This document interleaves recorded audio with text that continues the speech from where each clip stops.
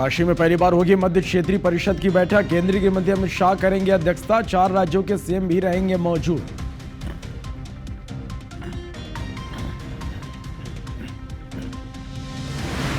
केंद्रीय गृह मंत्री अमित शाह का जवानों से संवाद। बोले, जब देश नक्सलवाद से मुक्त होगा वो क्षण आजादी के महत्वपूर्ण क्षणों में से एक होगा। पीसीसी प्रभारी सचिन पायलट ने बनाई बीजेपी सरकार को घेरने की रणनीति। पायलट बोले, कानून व्यवस्था शराब पर लगातार जारी रहेगा आंदोलन। कोंडागांव में एक लड़की के 2 आशिकों के बीच विवाद। पुराने आशिक ने नए आशिक पर चाकू से किया हमला। अस्पताल पहुंचने से पहले मौत। रायपुर में मुस्कान कांड। सूटकेस में शव रखकर सीमेंट से किया जाम। लाश को कार में ले जाने की तस्वीर आई सामने।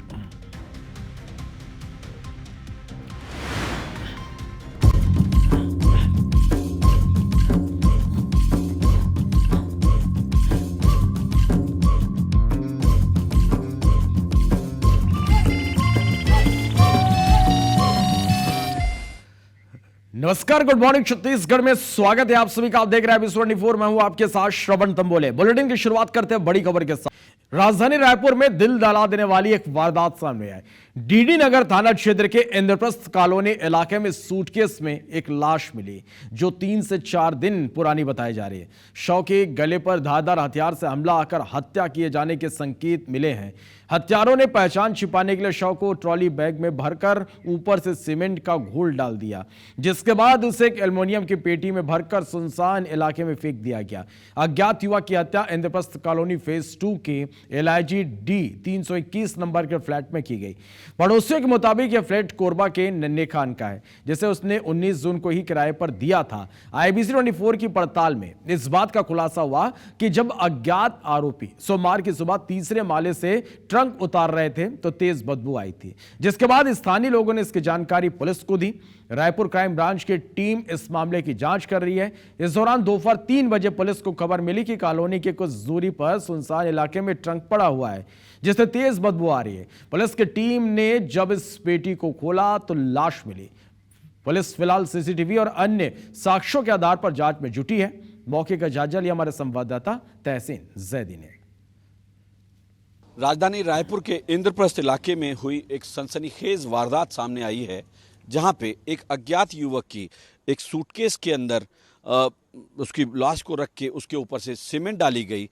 उसके बाद वो सूटकेस बंद किया गया। उसके बाद जो है वो एक बड़े ट्रंक में डाल के उसको एक अज्ञात स्थान पे जो इंद्रप्रस्थ इलाके में ही है वहाँ जाके इसको डंप किया गया, जिसकी बदबू आने की वजह से स्थानीय लोगों ने पुलिस को सूचना दी। पुलिस ने जब जाके वहाँ पे खोला है ट्रंक को, तो पुलिस के भी होश उड़ गए, क्योंकि वो जो लाश थी वो 2 से 3 दिन पुरानी थी। और उसके बाद जो है उसमें पूरे क्राइम ब्रांच और डीडी नगर थाना पुलिस इस पूरे मामले में जुटी हुई है।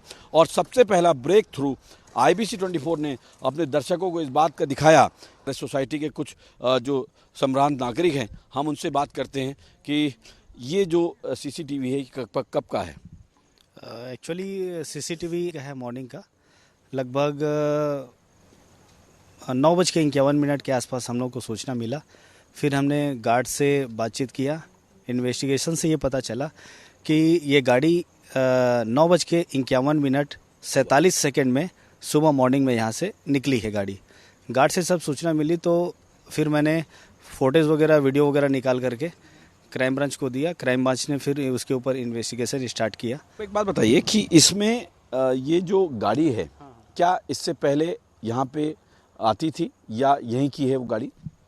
नहीं, एक्चुअली क्या है, गाड़ी के बारे में हमने 1 हफ्ते का जो बैक हिस्ट्री है वो निकालने की कोशिश किया। अभी ये 5 दिन ही हुआ है रूम में शिफ्ट हुए थे लोग। अभी इन्वेस्टिगेशन से ये पता चला। कौन से ब्लॉक में आए हैं, कौन से फ्लैट में आए थे लोग? एक्चुअली ये LIG D ब्लॉक का घटना है, रूम नंबर 321। एक्चुअली क्या है, जब डेड बॉडी को टैंक में लोड करके जब नीचे लेके आ रहे थे, एक युवक को पता चला कि उसमें से बदबू आ रही है। उन्होंने गार्ड को सूचना दिया। एक्चुअली मैं सिक्योरिटी व्यवस्था देखता हूँ, तो उन लोगों ने तुरंत मुझे सूचित किया। IBC 24 को एक बड़ा ब्रेक थ्रू इस बात का मिला है कि उस अज्ञात युवक की हत्या जो है वो LIG 321 जो फ्लैट नंबर है वो यही है, यहाँ पे ये हत्या की गई है। इस बात की आशंका प्रबल है। ये फ्लैट किसका है, कौन लोग आए थे, कब से आए थे, इस पे पूरी तफसील से बात करने के लिए हमारे साथ पेशे से एडवोकेट जो यहाँ के स्थानीय रहवासी हैं उनसे बात करते हैं। ये फ्लैट किसका है? मुझे फ्लैट के बारे में कोई मुसलमान है उनका है, और अभी वो आए थे, पुलिस वाले आए तो कोई छोटे खान करके कुछ नाम बता रहे थे। 19 तारीख को मैंने यहाँ पे एक लड़के की आहट सुनी थी, मैंने देखा नहीं था कुछ।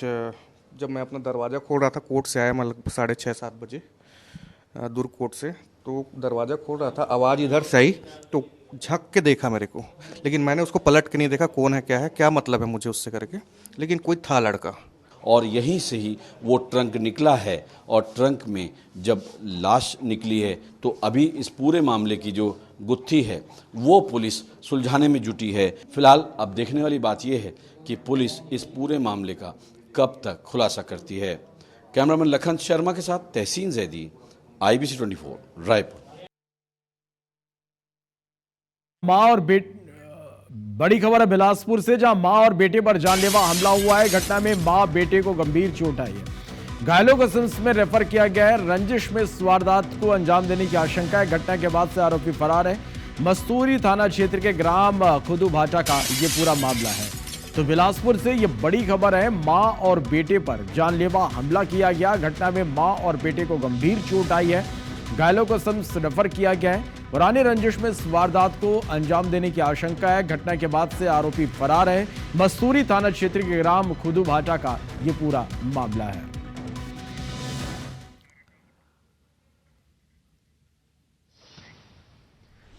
रायपुर से बड़ी खबर, जहां राजधानी में चोरों के हौसले बुलंद है। गैस एजेंसी से 3 लाख रुपए से ज्यादा की चोरी हुई है। चोरी की घटना सीसीटीवी कैमरे में कैद हुई है। आजाद चौक थाना पुलिस जांच में जुटी हुई है। तो रायपुर से ये बड़ी खबर आप तक हम पहुंचा रहे हैं, जहां राजधानी में चोरों के हौसले बुलंद हो गए हैं। गैस एजेंसी से 3 लाख रुपए से ज्यादा की चोरी हुई है। चोरी की घटना सीसीटीवी कैमरे में कैद हुई है। आजाद चौक थाना पुलिस इस पूरे मामले की जांच में जुटी हुई है।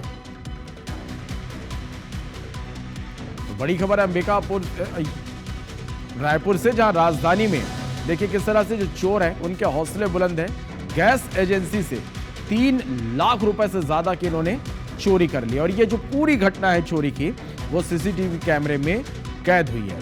आजाद चौक थाना पुलिस अब इस सीसीटीवी फुटेज के आधार पर इन आरोपियों तक पहुंचने की कोशिश कर रही है। तो ये बड़ी खबर आप तक पहुंचा रहे हैं। राजधानी रायपुर में चोरों के हौसले किस कदर बुलंद हैं, ये तस्वीरें उसकी है कि गैस एजेंसी से 3 लाख रुपए से ज्यादा की चोरों ने यहां पर चोरी की है। ये पूरी घटना सीसीटीवी कैमरे में कैद हुई है। पुलिस जांच में जुटी है।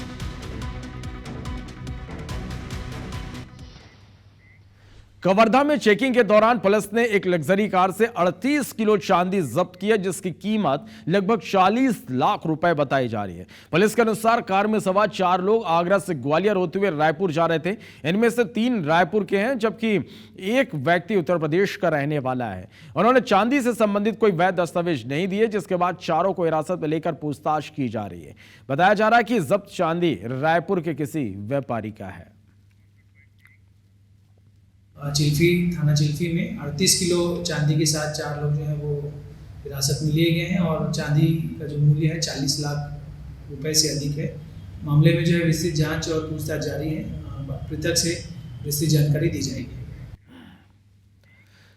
दंतेवाड़ा से फिर एक बार बदहाली की तस्वीर सामने आई है, जहां एक बीमार ग्रामीण को खाट पर लादकर एम्बुलेंस तक लाया गया, और यह बताया जा रहा है कि बारिश के कारण गांव के कच्चे रास्ते पूरी तरह से खराब हो चुके हैं। ऐसे में बड़ी गाड़ियां गांव तक नहीं पहुंच पा रही। बावजूद इसके 108 एम्बुलेंस सेवा के कर्मचारियों ने अपनी जिम्मेदारी निभाई। ग्रामीणों की मदद से मरीज को किसी तरह अस्पताल तक पहुंचाया। ग्रामीणों ने मरीज को खाट पर रखकर करीब 2 किलोमीटर का सफर तय किया, जिसके बाद वे एम्बुलेंस तक पहुंच सके। हजारों करोड़ के डीएमएफ फंड वाले जिले से ऐसी तस्वीर आना दुर्भाग्यजनक है। कांग्रेस के राष्ट्रीय अध्यक्ष मल्लिकार्जुन खड़गे 7 जुलाई को छत्तीसगढ़ के दौरे पर आएंगे। खड़गे आम सभा को संबोधित करेंगे। खड़गे के दौरे की तैयारियों के लिए सोमवार को छत्तीसगढ़ कांग्रेस प्रभारी सचिन पायलट ने बैठक ली। बैठक में पूर्व सीएम भूपेश बघेल, पूर्व डिप्टी सीएम टीएस सिंहदेव, नेता प्रतिपक्ष शरणदास मंत, प्रदेश अध्यक्ष दीपक बैज भी मौजूद रहे। संगठन के पदाधिकारियों समेत कांग्रेस सरकार के पूर्व मंत्री भी शामिल हुए। विधायकों समेत सभी पदाधिकारियों को खड़गे के दौरे की जिम्मेदारी सौंपी गई। जेल में बंद कांग्रेस के विधायक कवासी लखमा के संबंध में भी बैठक में चर्चा हुई, जिसकी संपत्ति और सुकमा राजीव भवन को ईडी ने अटैच कर लिया है। हमको और ऊर्जा देने के लिए वो यहाँ पधार रहे हैं। उसी संदर्भ में उनकी उपस्थिति ज़्यादा से ज़्यादा विधायकों के क्षेत्र के लोग हों, हमारे गांव के लोग पहुँचे, इस बारे में वो हमको निर्देश दिए हैं। तो कोशिश ये हो रही कि विधायकों से अलग मिल लें, इनके जिलाध्यक्ष जी हैं उनसे अलग मिल लें और प्रबंध समिति से अलग मिल लें, तो एक ऊर्जा उनके द्वारा जो उत्सर्जित होगी हम लोगों के शरीर में आए और बेहतर ऊर्जा के साथ हम लोग काम कर सकें। हमारे राष्ट्रीय अध्यक्ष बानी खड़गे जी 7 तारीख को आने वाले हैं छत्तीसगढ़ में, तो उसकी तैयारियों को लेकर सभी संगठन के प्रमुखों से चर्चा हुई, हमारे जिला संगठन चर्चा हुई, फ्रंटल डिपार्टमेंटल प्रमुखों से चर्चा हुई, वरिष्ठ नेताओं से चर्चा हुई, विधायक साथियों से भी चर्चा हुई। तो संभवतः तैयारियां ज़बरदस्त रहेगी और अच्छा कार्यक्रम होगा। सेंट्रल लाइब्रेरी प्रतियोगी परीक्षा की तैयारी के लिए रोल मॉडल बन चुकी है। अब ये संस्था सुकमा, दंतेवाड़ा, सूरजपुर, बैकुंठपुर जैसे जिलों में भी खुलने जा रहा है। सरकार ने इसके लिए 114 करोड़ रुपए से ज्यादा की राशि स्वीकृत की है। इससे प्रदेश के 18 नए नगर निगमों में सेंट्रल लाइब्रेरी और रीडिंग जोन की स्थापना की जाएगी।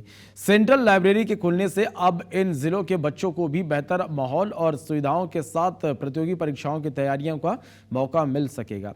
बता दें कि सेंट्रल लाइब्रेरी को लेकर वित्त विभाग ने फंड मंजूरी के संबंध में पत्र जारी किया। मौजूदा प्रस्ताव में 250 सीट वाले 13 सेंट्रल लाइब्रेरी की स्थापना की जाएगी। इसके लिए 57.39 करोड़ रुपए मंजूर किए गए हैं।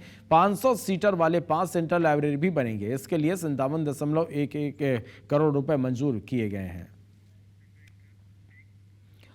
बारिश के कारण सरगुजा जिले के दफ्तरों की हालत बद से बदतर हो गई है। यहां दफ्तरों में घुटने तक पानी भर गया है। तस्वीरें आप देखिए, जिसके कारण दस्तावेजों को ढका जा रहा है। महिला बाल विकास विभाग के परियोजना कार्यालय में बारिश का पानी छत से टपक रहा, जिसके कारण कामकाज पूरी तरह से प्रभावित हो रहा। सवाल ये कि हर साल दफ्तर के मेंटेनेंस के लिए राशि आती है, लेकिन आखिर उन पैसों का उपयोग कहां हो रहा है। इधर महिला बाल विकास अधिकारी जल्द व्यवस्था को दुरुस्त करने का दावा कर रहे हैं। बारिश के समय में अगर कार्यालय में कहीं सीपेज वगैरह की प्रॉब्लम है तो पानी भर सकता है। एक बार उसको चेक करा लेंगे। सामान्य रूप से कार्यालय के रखरखाव के लिए परियोजना अधिकारी के द्वारा निरंतर प्रयास किए जाते हैं, तो एक बार स्थिति का परीक्षण करा के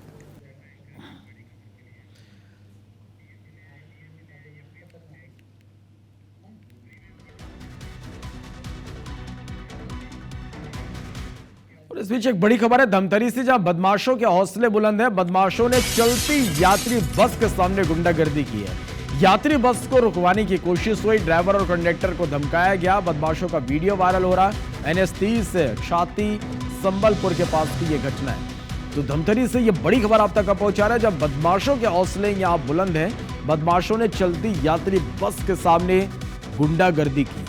यात्री बस को रुकवाने की कोशिश हुई, ड्राइवर और कंडक्टर को धमकाया गया। बदमाशों का वीडियो वायरल हो रहा है। ये वीडियो हम आप तक पहुंचा रहे हैं। NH 30 छाती संबलपुर के पास की ये घटना है। तो ये तस्वीरें आप देखिए, धमतरी से ये तस्वीरें, बदमाशों के हौसले किस कदर बुलंद है ये तस्वीरें आप देखिए। चलती यात्री बस के सामने गुंडागर्दी की ये तस्वीरें हैं। यात्री बस को रुकवाने की कोशिश की गई, ड्राइवर और कंडक्टर को धमकाया गया। बदमाशों का वीडियो वायरल हो रहा है। NH 30 छाती संबलपुर के पास की ये घटना है।